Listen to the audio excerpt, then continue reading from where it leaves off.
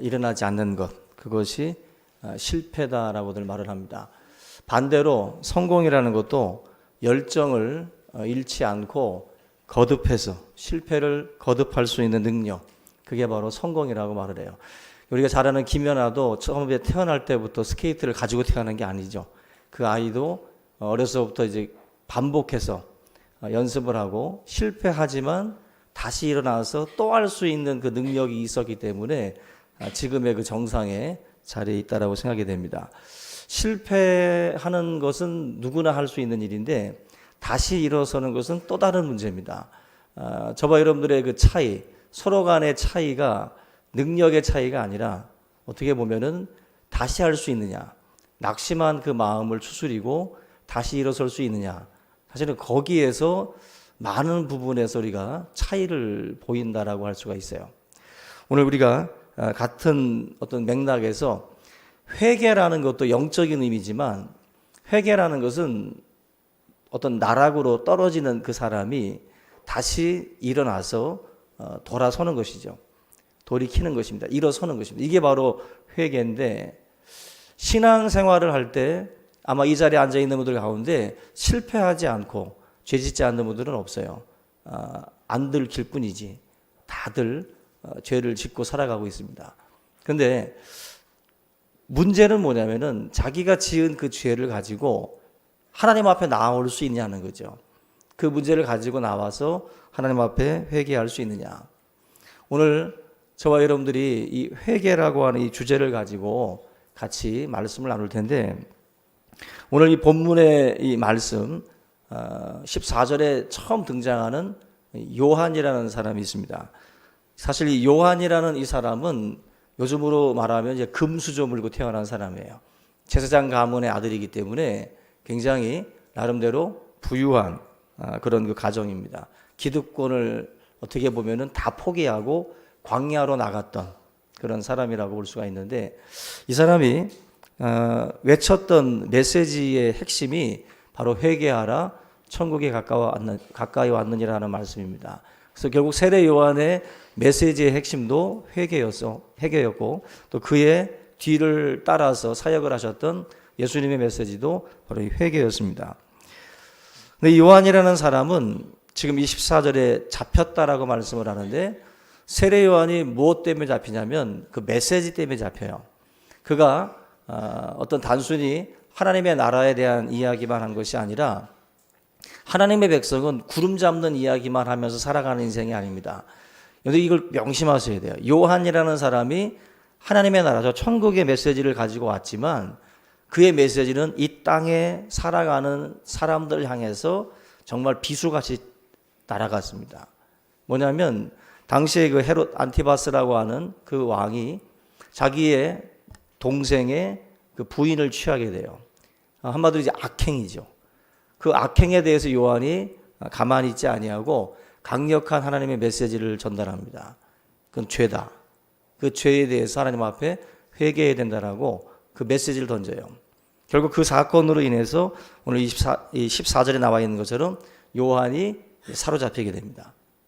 그리고 그 사로잡힌 뒤에 얼마 있지 않아서 참수형을 당해요. 요즘에 어떤 그 정권을 향해서 외치는 많은 팟캐스트들 많잖아요. 어떤 인터넷 언론들. 근데 사실 이 시대와 지금 우리가 살고 있는 이 시대의 어떤 그런 그 메시지에는 차이가 있어요. 이 당시에는 그야말로 참수가 가능한 시대입니다. 정권에 반해서 어떤 메시지를 던졌을 때 죽음을 각오하지 않고는 할 수 없는 일이에요. 요즘에는 너나 나나 다 댓글, 빈정, 비아냥 이런 이야기들을 누구나 다 할 수 있습니다. 누구나. 그리고 누구나 어떤 의로운 척 할 수 있고 누구나 진리 편에 서 있는 것처럼 우리가 할 수가 있어요.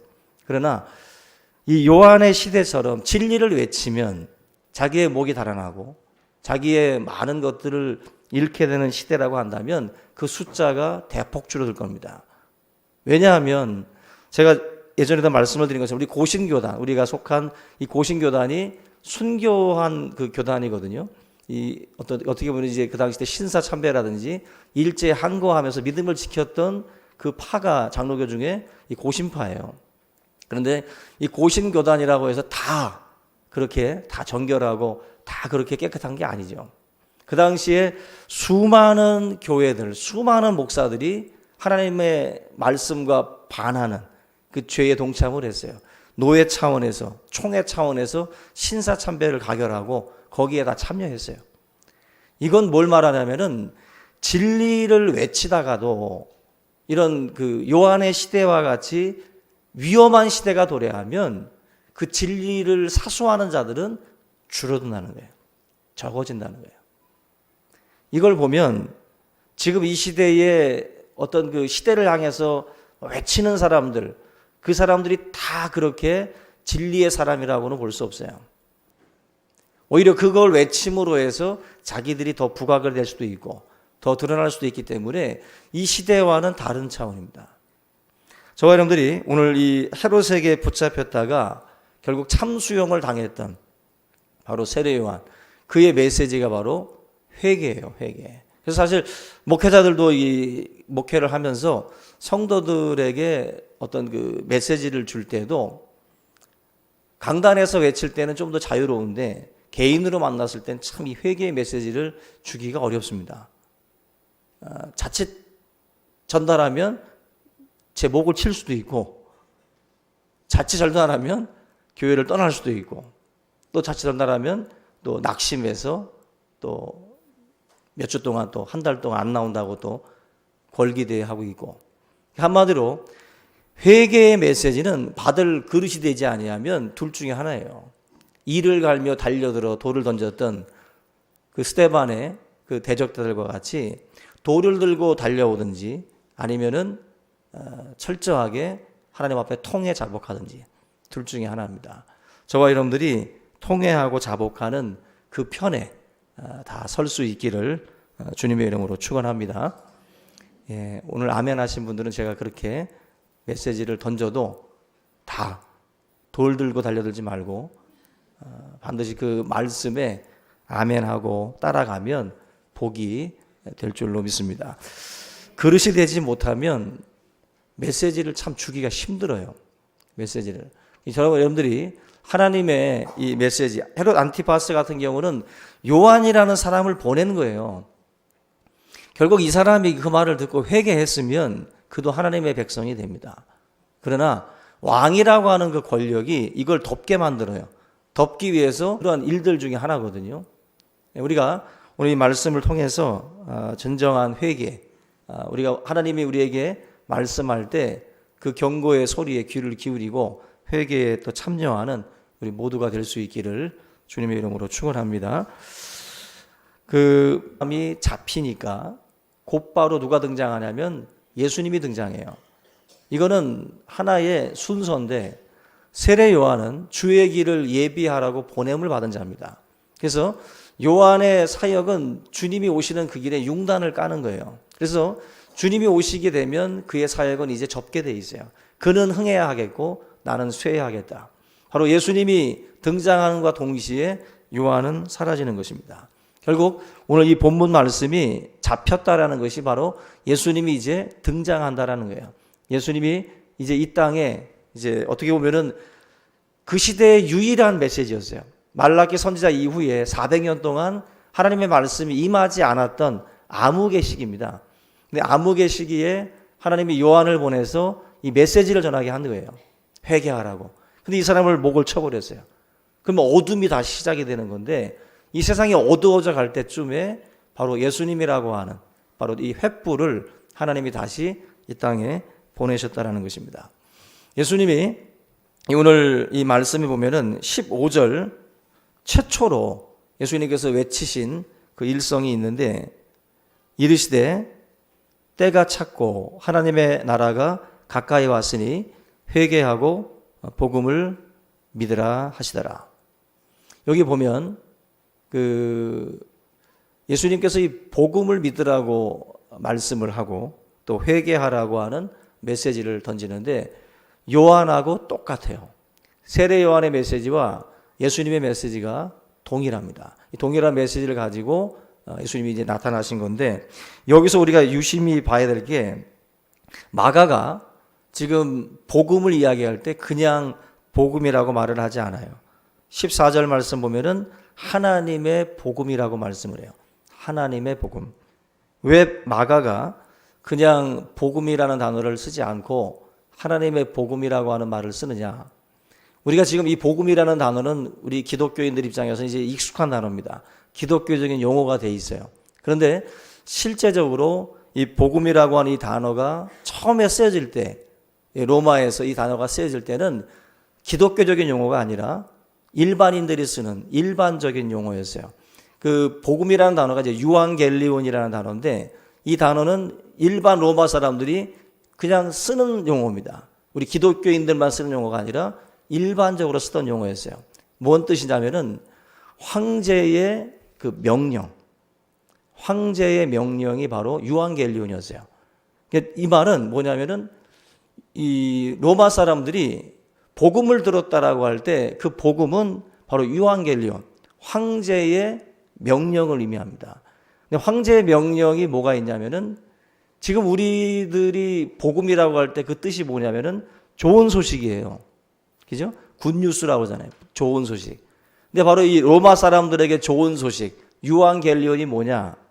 바로 세금을 식민지로부터 많이 거두라는 소리가 들려올 때, 이 말은 로마가 결국 그 어떤 그 나라를 정복을 하고 그 식민지 백성들로부터 세금을 많이 걷어들이게 되면 당연히 로마인들이 자기의 부가 늘어나는 거죠. 훨씬 더. 그렇게 식민지로부터 거두라는 말씀이 좋은 소식입니다. 복음이에요, 복음. 또 한 가지가 뭐냐면은 도로를 확장하라. 도로를 확장하라. 도로를 확장한다는 게 뭐예요? 영토가 넓어졌다는 거예요. 영토가, 새로운 영토가 만들어졌기 때문에 그 영토에다가 또 다시 길을 닦으라는 거예요. 이 말도 마찬가지로 로마인들 입장에서는 이제 우리가 사는 땅이 커졌구나, 넓어졌구나. 좋은 소식입니다. 근데 이 소식은 한쪽의 사람들만 좋은 거예요. 로마인들에게만 복음이지 피정복민들에게는 이게 복음일 수가 없어요. 오히려 슬픈 소식이죠. 우리가 이 시대를 살 때에도 누구에게는 좋은 소식인데, 뭐 아시안게임 유치해가지고 인천이 막 기뻐할 때, 뭐 부산은 뭐 슬퍼할 수 있고요. 그죠? 한쪽은 좋아하지만 한쪽은 슬퍼합니다. 세례 요한이 가지고 왔던 것, 그리고 예수님이 외치는 이 복음이 어떤 복음이냐? 바로 하나님의 복음이라는 거예요. 하나님의 복음. 로마라고 하는 그 나라에게 국한된 복음이 아니라 하나님의 나라의 복음이다.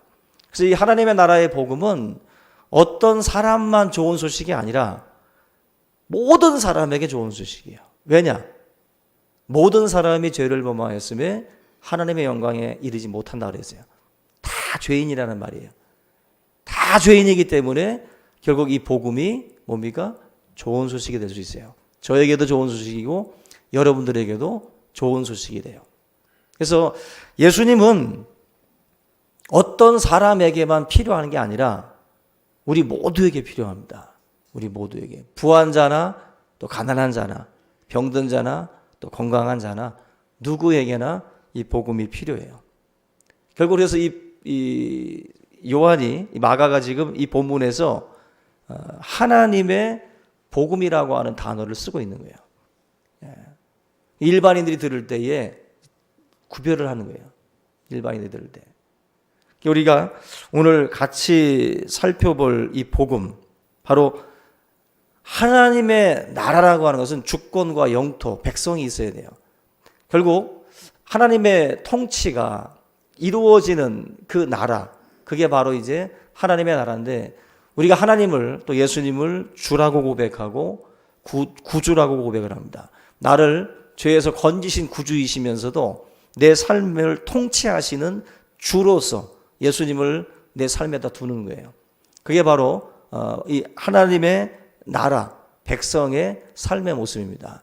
내가 만약에 내 뜻대로, 내 법대로 살아간다면 하나님의 통치가 그에게는 없는 거예요.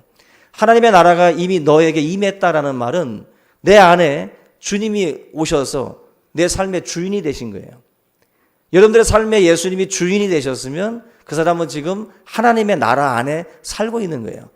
하나님의 나라는 미래에 올 나라이기도 하지만 지금 이 순간에 우리가 누릴 수 있는 나라입니다. 만약에 내가 내 뜻대로 지금 살아가고 있다면 그 사람은 지금 천국을 경험하지 못하는 거예요. 오늘 저와 여러분들이 철저하게 나의 것들을 다 내려놓고 하나님의 나라가 내 안에 임할 수 있도록 내 법을, 나의 생각을 잠시 내려놓고 이제 주님의 뜻과 또 주님의 법으로, 성령의 법으로 살아가는 우리 모두가 될 수 있기를 주님의 이름으로 축원합니다. 그 회개라는 것이 그래서 중요한데, 결국 하나님의 통치를 받기 위해서는 첫째로 필요한 게 뭐냐면은 회개하고 복음을 믿어야 돼요. 이 15절 말씀이 정답이에요. 회개하고 복음을 믿어야 그 사람에게 하나님의 나라가 임하는 거예요. 그래서 교회를 아무리 다녀도 소용없습니다. 회개하지 않으면. 하나님 앞에 자기의 죄를 토설하고 자기의 죄를 하나님 앞에 정말 콧물 눈물 흘려가면서 회개하지 아니하면 그의 삶에 하나님의 나라는 지금 임하지 않은 거예요. 임하지 않은 겁니다. 그래서 여러분들이 철저하게 회개하고 복음을 믿어야 돼요. 순서입니다. 순서예요.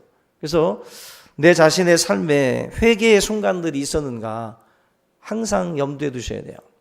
요한도 그걸 외쳤고 예수님도 그걸 외쳤어요. 근데 우리 많은 교회 구성원들 가운데는 회개의 문턱을 넘지도 않았는데 기뻐하고 있어요. 잘못된 겁니다, 여러분들. 교회 생활을 할 때 먼저 점검할 게 뭐냐면은 우리가 지금 단순히 교제하려고 여기 나온 게 아니에요. 여기 나온 이유는 구원받기 위해 나온 겁니다. 아멘. 구원받기 위해 나온 거지. 사실 세상적으로 교제하려면 다른 동호회 나가면 돼요. 예? 얼마든지 더 친밀한 교제 나눌 수 있습니다. 먼저 할 것은 교제가 아니라 먼저 할 것은 회개하고 복음을 믿는 거예요. 그리고 나서 그 베이스 위에 여러분들 그런 것들을 쌓아나가는 거예요. 신앙은 그래서 먼저 회개의 문턱을 넘으셔야 돼요. 회개의 문턱을. 그래서 예수님이 그렇게 외쳤어요. 복음은 단순해요. 주님이 외쳤던 메시지는 회개하고 복음을 믿어라. 하나님의 나라가 가까이 왔다. 우리 여러분들의 삶에 이런 철저한 회개의 역사가 따라올 수 있기를 주님의 이름으로 축원합니다. 그 캄보디아에 그 쏨또라는 단어가 있다고 그래요. 그 쏨또라는 말이 뭐냐면은 죄송합니다, 뭐 미안합니다, 뭐 이런 뜻이라고 하는데 그 캄보디아 사람들은 그 잘못한 일에 대해서 이 쏨또라는 말을 안 쓴다고 그래요. 이 사람들은 이런 말을 쓰지 않고 자꾸 핑계를 댄다고 그러는데 왜 캄보디아 사람들이 이런 그 쏨또라고 하나, 죄송합니다, 미안합니다, 이 말을 잘 안 쓸까? 이 사람들이 교양이 없거나 또 심성이 나빠서가 아니라 그들에게 그 슬픈 역사가 있어서 그렇다고 그래요. 한마디로 아픈 역사예요. 뭐냐면 이 폴포트가 이끌었던 그 캄보디아의 공산 정권이 추구했던 게 뭐냐면은 어떤 이런 그 농촌 중심의 공산주의 사회예요. 농촌 중심의. 이 농촌 중심의 공산주의 사회를 이렇게 만들려고 하다 보니까 이들이 타겟으로 삼은 대상이 누구냐면은 뭐 종교인들, 또 공무원들, 또 이런 여러 가지 뭐 학자라든지 이런 엘리트 이런 사람들을 다 처형했어요. 그리고 심지어는 안경 쓴 사람들 다 죽였습니다. 공부했을 것 같잖아요. 그죠? 안경 쓴 사람들을 다 잡아다가 죽였습니다. 그래서 이 당시에 그 크메르 루즈 앞에 잡혀온 사람들이 미안합니다, 뭐 죄송합니다라는 말을 쓰면 죄송한 일을 왜 했어 하고 죽이고요. 안경 써서 잡혀온 사람들에게 너 왜 안경 썼냐고 물어봐서 눈이 나빠서 썼다고 전해요. 그런 식으로 이 크메르 루즈 정권의 그 사람들이 이 많은 사람들을 죽였는데 700만 명 중에 150만을 죽였다 그래요. 어마어마한 거예요. 이게 사람도 아니죠. 한마디로 그 아픈 역사, 쏨또라는 말을 쓰면 죽였어요.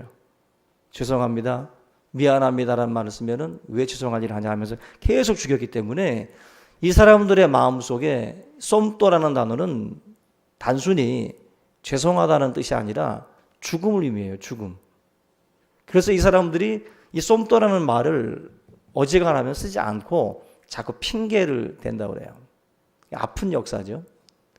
근데 우리가 회개라는 게 뭐냐면은 하나님 앞에 미안합니다, 죄송합니다. 이게 사실은 약한 표현이긴 하지만 죄송합니다, 미안합니다. 자기의 잘못을 사실은 인정하는 행위인데, 회개라는 것은 여러 가지 뜻이 있겠지만 가장 대표적인 게 뭐냐면은 가던 길에서 돌아서는 거예요. 유턴하는 거예요. 만약에 자기가 계속 가던 길에서 주님을 만났는데 그냥 계속 간다. 그 회개한 게 아닙니다. 회개는 유턴이에요. 삭개오가 주님 만나고 난 뒤에 뽕나무에서 내려와가지고 자기가 토색한 물건, 남들에게 이 뺏은 물건들이 있으면 다 뭐 5배나 갚겠다고 하면서 회개하잖아요. 자기의 것들을 토해내고 자기의 잘못을 다 하나님 앞에 고백하죠. 돌아서는 거예요. 그게 바로 회개입니다. 늘 회개라는 것은 진지한 거예요. 회개라는 것은. 만약에 내가 알고 있는 어떤 사람이 부흥 집회에 참여했는데 막 울었어. 은혜 받고 울었어. 근데 그냥 똑같이 살고 있어.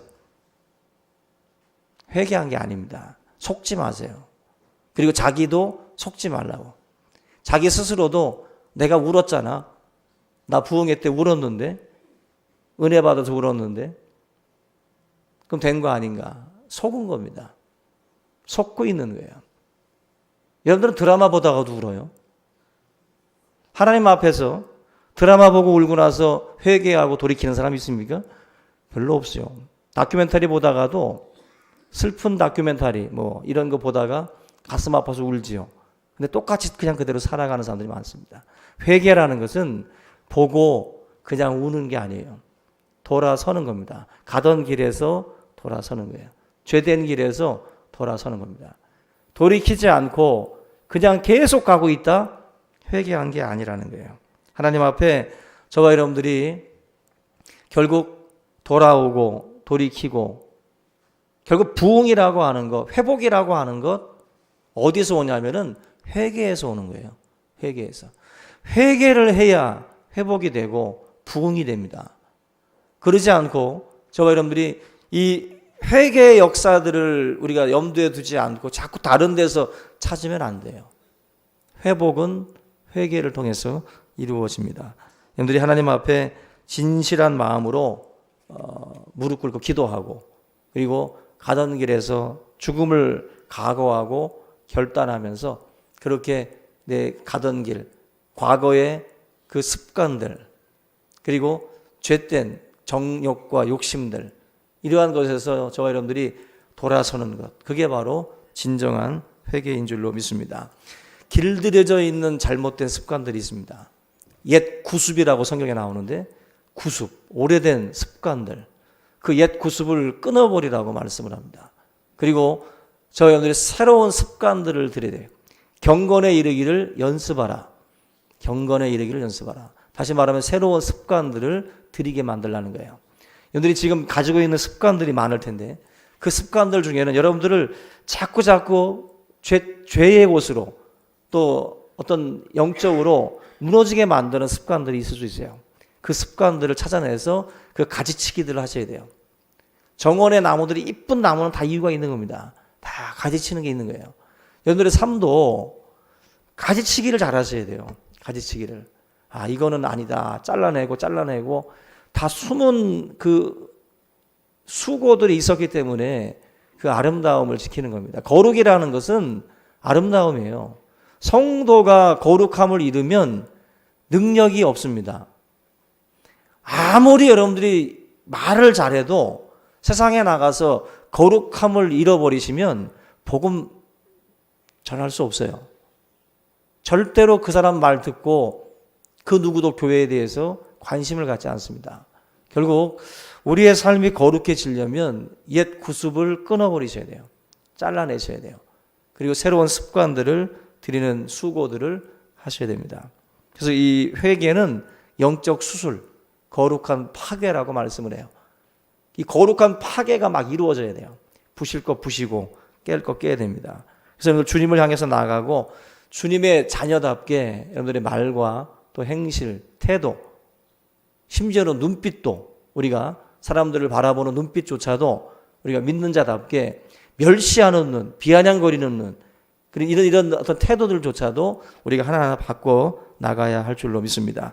우리 여러분들에게 하나님께서 결국 이 회개의 메시지를 주려고 경보의 소리를 내요. 마치 지금 뭐 문명의 이기 많은 자동차나 여러 우리가 편리하기 위해서 쓰는 물건들 보면은 다 경보 장치가 있어요.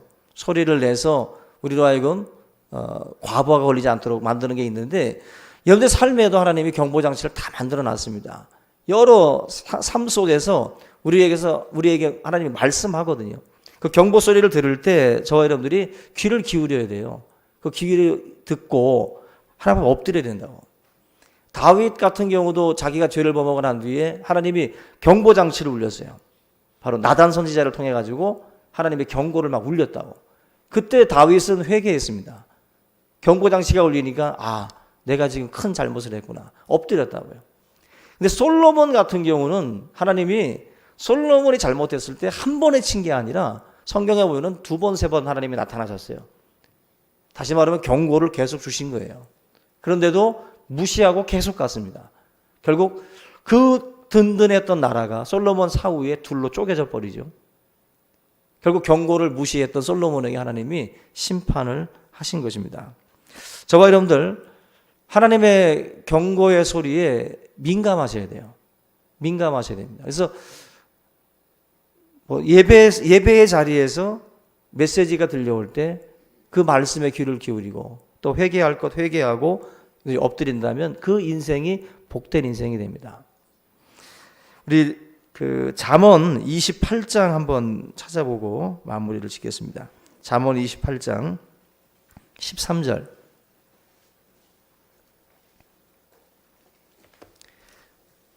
잠언 28장 13절입니다.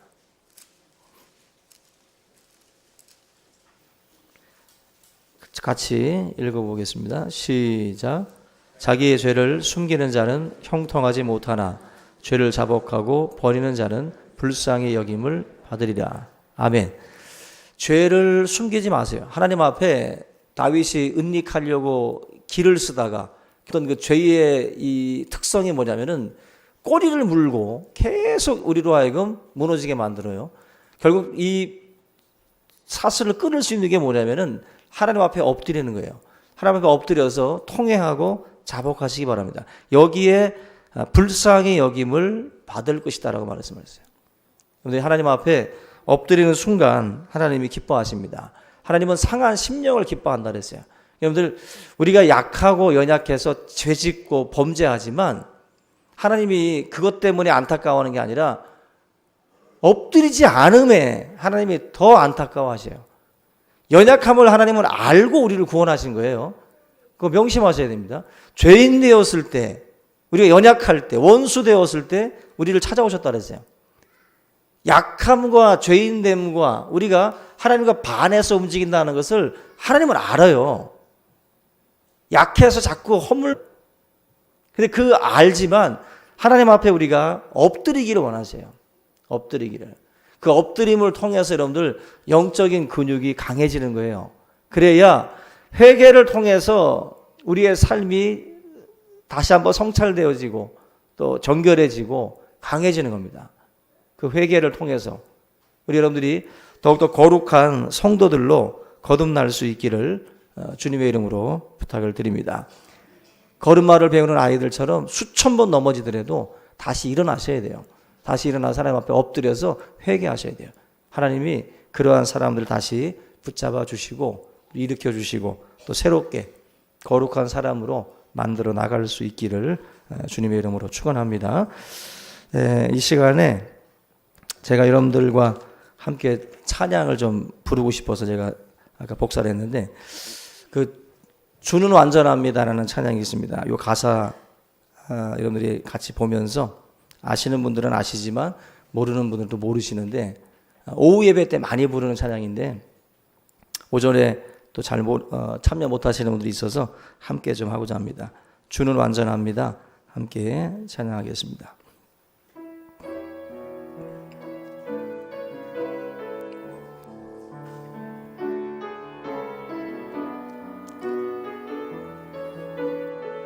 가사를 음미하며 찬양합니다.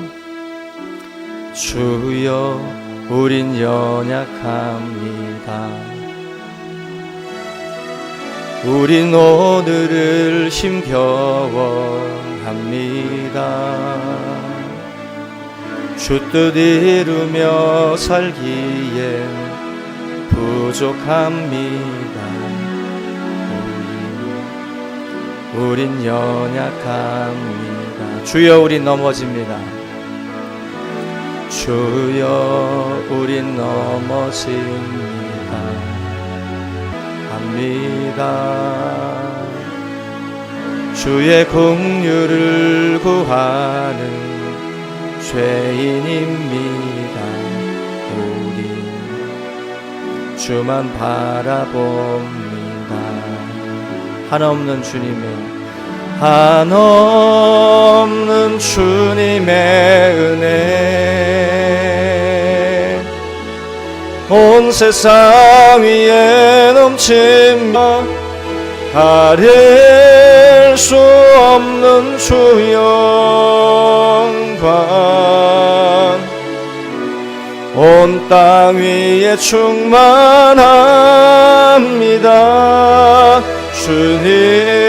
주님만이 길이오니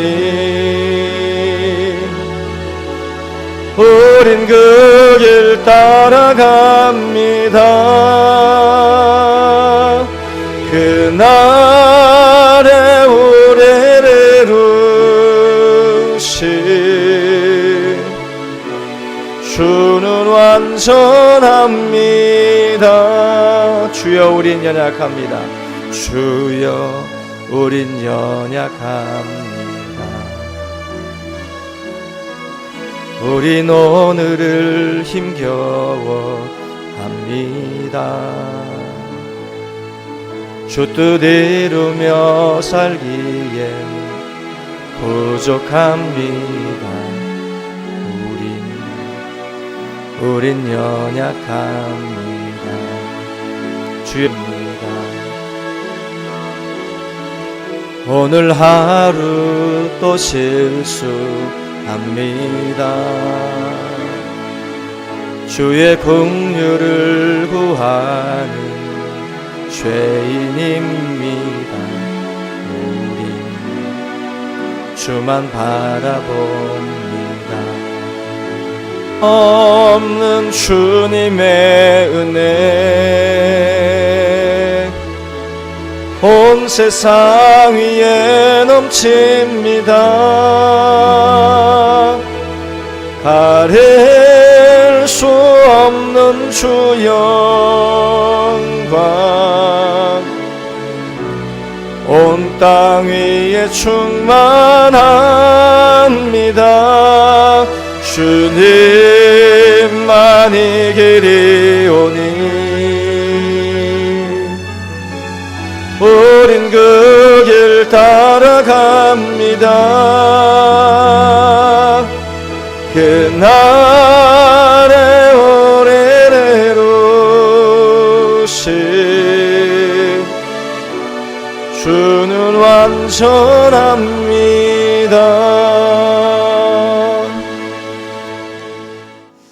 할렐루야. 우리가 항상 주님의 긍휼을 구하는 죄인인 줄로 믿습니다. 항상 여러분들이 하나님 앞에 이런 마음으로 엎드릴 수 있길 바랍니다. 우리 오늘 말씀을 함께 붙들고 한 2, 3분 정도 통성으로 기도하겠습니다.